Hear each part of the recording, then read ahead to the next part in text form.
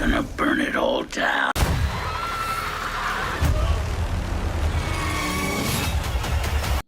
Hello guys, welcome to another mask overview episode. Today I wanted to showcase my Scream 7 hero style mask I finished. This one is a 2024 EU, completely rehauled by me. So it has a custom mix airbrush painting, so it's kind of like that light off-white gray that you see in the screen used auction photos. It has been fully remeshed, so the eye mesh is much darker. It has mesh in the mouth, so you can't really see anyone's mouth inside. It's not usually something that shows up anyway, but it's something that they do to mitigate any potential issues.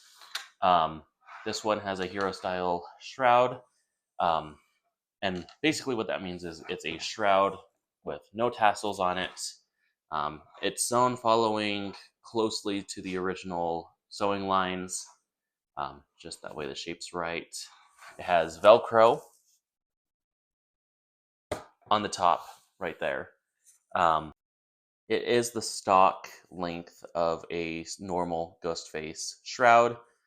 The reason for that being is with the Scream 7 robes, same with Scream 6 and 5, there's not really a cutout here for like the pull strings like the old version, so you don't need much longer of a shroud, especially if you're wearing a black shirt. And from what I can tell in the product photos, the shroud that they use for the actual Scream 7 films is also just the normal length. So yeah, with that, I'm going to pull it off of the mannequin so you can see the inside of the mask, because the inside of the mask is pretty interesting. Whereas most Ghostface masks don't have really anything special inside. You'll see what I mean when we cut over to that in 3, 2, 1. All right, and here we have the inside of the mask. Ignore the terrible audio quality. The microphone died on me. But essentially what we have here is a ultra white that is cut up between the mouth and the main face part. It is trimmed a little bit, and that just helps it keep its shape while it's being worn so it doesn't lose its shape. For the actual Scream 7 ones, I kind of cheated. For the actual Scream 7 ones, they used a hard plastic mask, which is what you saw in like the Stab 8 scenes in Scream 5. And they cut that up in basically the same manner from what I can tell and stuffed it inside here. I didn't have one of those on hand, unfortunately, so an ultra white was my sacrificial mask of choice, and it does essentially the same job, and it's just a little bit more comfortable since it is a rubber. One other thing to mention is the elastic strap is very long, and it's 1 inch thick, very similar to the production, Scream 5 production elastic straps. Keep in mind, with 7, only a few people have seen the inside of these masks, and it's not general public information on what's inside, so I'm just going off of what I've been told and what's been confirmed. But yeah, let's cut back to the main part of the video.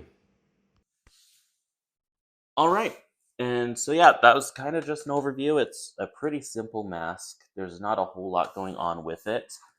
Really, it's just a standard EU that's more gray and has darker eye mesh and an inside shell, which isn't something really visible and only helps with the shape a little bit. So yeah, I hope you guys enjoyed this quick little overview. This is my personal copy of the mask. I do offer Scream 7 masks for sale on my Etsy shop.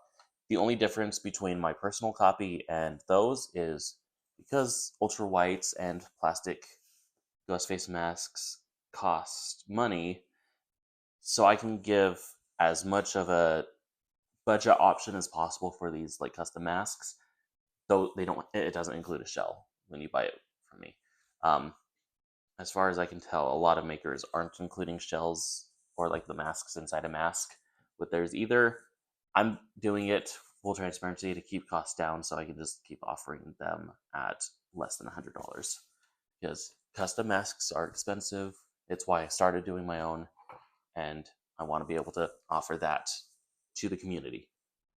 So yeah, if you're interested in a Spring 7 mask, leave a comment below. Check out my Etsy shop. I'm sold out at the time of making this video, but I do restock fairly regularly.